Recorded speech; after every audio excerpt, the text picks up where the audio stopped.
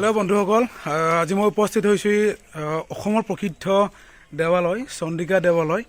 এবাৰ মই আপোনালোকক এটা কথা অৱগত কৰিব বিচাৰিছোঁ যে এইবাৰ বহুত বৰ্তমান ৰাইজে এতিয়াও মানে কি চিন্তিত হৈ আছে যে এইবাৰ চন্দিকা দেৱালয়ত পূজা হ'বনে নহয়। মই ডাইৰেক্টলি কৈ দিছোঁ যে এইবাৰ চন্দিকা দেৱালয়ত পূজা হ'ব। আৰু বৰ্তমান ৰাইজৰ কাৰণে এটা ভাল খবৰ যে তেওঁলোকে মাৰ আশীষ ল'ব পাৰিব। আৰু মই এইবাৰ ইয়াৰ কৰ্তৃপক্ষৰ লগত কথাও পাতিম। আৰু মোৰ লগত এজন মোৰ বন্ধু আছে, মই তেখেতক জাষ্ট মই কিবা এটা সুধিছোঁ যে এইবাৰ পূজাক লৈ কেনেকুৱা এটা মানে কি পূজাক লৈতো প্ৰস্তুতি চলিছে। এই ছ'চিয়েল ডিষ্টেঞ্চৰ বাবে ইয়াত খাইৰ ব্যৱস্থা কৰিছে, মানে জনসাধাৰণ। মই খাইটো আপোনালোক মই দেখাই দিছোঁ।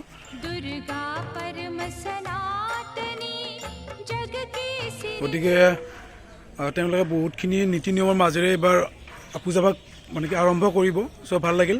আহকচোন আমি অকণমান গোটেইখিনি দৃশ্য আমি এই চন্দিকা দেৱালয় কেনেকুৱা প্ৰস্তুতি চলাইছে পূজাৰ আমি এইখিনি চাই লওঁ অলপ।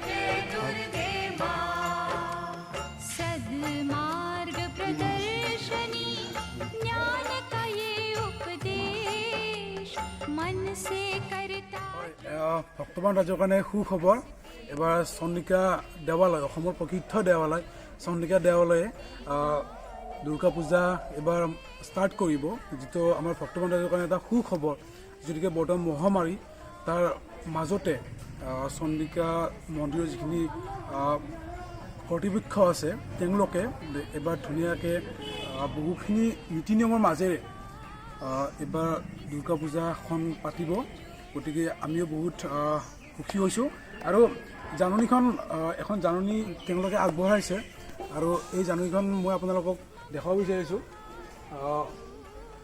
যে যেতিয়া ভক্তগণ ৰাইজে ইয়াতে সোমাব তেতিয়া তেওঁলোকে মাস্কখন ইয়াতে পৰিধান কৰিব লাগিব, মাস্ক দি, কাৰণ যিটো কৰোণা ভাইৰাছৰ সময়। আৰু ছেকেণ্ডত কৈছে আমি যেতিয়া সোমাওঁ তেতিয়া হেণ্ড চেনিটাইজাৰ গেটত দি থ'ব, এইটো ব্যৱস্থা কৰিব চাগে। তেখেতে হেণ্ড চেনিটাইজাৰ কৰিব লাগিব।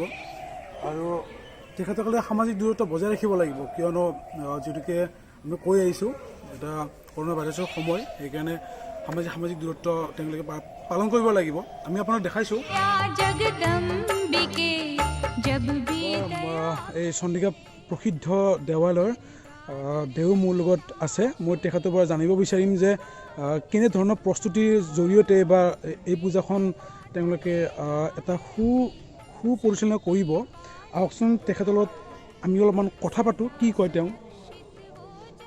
হয়, এইবাৰ কেনেধৰণৰ এতিয়া মানে কি দেও প্ৰস্তুতি চলাইছে যে এইবাৰ ধুনীয়াকৈ মানে পূজাখন আপোনালোকে কৰিব। চ' বহুত বৰ্তমান ৰাইজে এতিয়া মানে কি ভাল পাইছে, মানে সুখ লাগিছে। কওকচোন। পূজাখন আমাৰ অন্য বা পৰম্পৰাগত যেনেকুৱা পূজাখন আগতে যেনেকুৱা চলি আছে ঠিক তেনেকুৱা হৈছে, কিন্তু এইবাৰ অলপ নিয়ম কানুন বেলেগ হ'লতো। হয়, সেইকাৰণে এতিয়া গভৰ্ণমেণ্টে যিটো ৰুল দিছে আমি সেই নিয়ম মানি সেই বৈদিক পদ্ধতিৰে সেই পূজাখন আমাৰ কৰা হ'ব। আৰু অন্যবাৰ নিচিনা পাঠা আমাৰ ছাগলী যে এইখিনি আমাৰ যি প্ৰতি আমাক লাগে, আমাৰ নিত্য পূজা বা অন্যবাৰ আমাৰ যি পূজাখনত হয় ঠিক সেইমতে চলিব। কিন্তু বেছি সিমান এটা বাহ্যিক পৰ্যায়ত আমাৰ নহয়, মানে সাধাৰণ হিচাপে আমাৰ অন্যবাৰৰ নিচিনা সাধাৰণ হিচাপে পূজাখন কিন্তু অন্যবাৰৰ নিচিনা এনেকৈ একেই পূজা হ'ব, কিন্তু অলপ সাধাৰণ পূজা হ'ব। মানুহবিলাকৰ অলপ কষ্ট কমিব। আৰু এইবিলাকে দেখিছে নহয়, এইবিলাক আমাৰ চিন্দিগা মানুহৰ ডিষ্টেঞ্চ, ছ'চিয়েল ডিষ্টেঞ্চ সেইটো বজাই ৰাখিব, মাস্ক পিন্ধিব লাগিব, আৰু চেনিটাইজাৰ হাইড কৰিব লাগিব। আৰু 30জনৰ ওপৰতকৈ বেছি মানুহ সোমাব নোৱাৰে ভিতৰত মন্দিৰ প্ৰাংগণত প্ৰৱেশ কৰিব নোৱাৰিব। ভিতৰত হয়, এইবাৰ মই কথা পাতিম এই পূজা সমিতিৰ যিখিনি কৰ্তৃপক্ষ আছে, আমি তেখেতসকলক কথা পাতিম যে কি ধৰণে তেখেতসকলে এইবাৰ ইমান ধুনীয়াকৈ এই পূজাখন মানে কি দি দিব ৰাইজক। আহকচোন তেখেতে কি কয় অকণমান জানি লওঁ। খুৰা, এইবাৰ মানে কি যোৱাবাৰতকৈ এবাৰ কি বেলেগ হ'ব পূজাখনত? আমাৰ এইবাৰ বেলেগ এইটোৱে হ'ব, যিহেতুকে চৰকাৰৰ পৰা এটা নিৰ্দেশ আছে। হয়, এই নিৰ্দেশ মৰ্মে তেখেতসকলৰ নিৰ্দেশ মৰ্মে আমি এইবাৰ যাত্ৰী আগৰ দৰে তেনেকুৱা পৰিৱেশ হয় যদিও আমি নীতি নিয়মৰ মাজেৰে তেওঁলোকে মন্দিৰত প্ৰৱেশ কৰিব দিম। নেকি দাদা আপুনি কি ক'ব এই ক্ষেত্ৰত, যিহেতুকে আপুনি এই পূজা সমিতিৰ সম্পাদক, গতিকে আপোনাৰ কি কয়?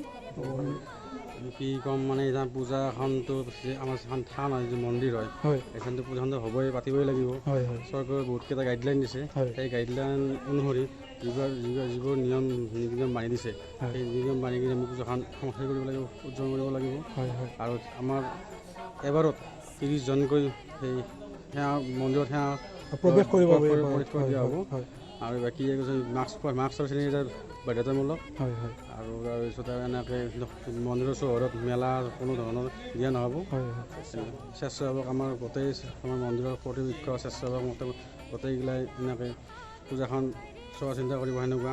হয় হয় আৰু যাতে কোনো একো বাধা বিঘিনি নহয়, কোনো যাতে একো সেই প্ৰব্লেম নহয়, হয়। ঠিক সেনেকুৱা পুলিচ প্ৰশাসনে আমাক ঠিক সহায় কৰিব। হয় এনেকৈ পূজাখন আমি চলাই নিম বুলি ভাবিছোঁ। আৰু এটা গুৰুত্বপূৰ্ণ কথা যে এইবাৰ যেতিয়া 30জন মানুহে মাত্ৰ প্ৰৱেশ কৰিব পাৰে এবাৰত মাত্ৰ 30জন মানুহে এবাৰত মানে কি আপোনাৰ প্ৰৱেশ কৰিব পাৰিব। আৰু ইয়াতে বহুতখিনি গাইডলাইন আছে, মই আপোনাক দেখাই দিছোঁ। গতিকে ভাল লাগিল বা ভালেই হ'ব। আমি ভক্তবন্ধু যে আশা কৰিছে বহুতখিনি। হয়, থেংক ইউ। संकट हरती विश्व को अमृत करती पल में, यही तैराती पत्थर जल में, इसकी करुणा जब है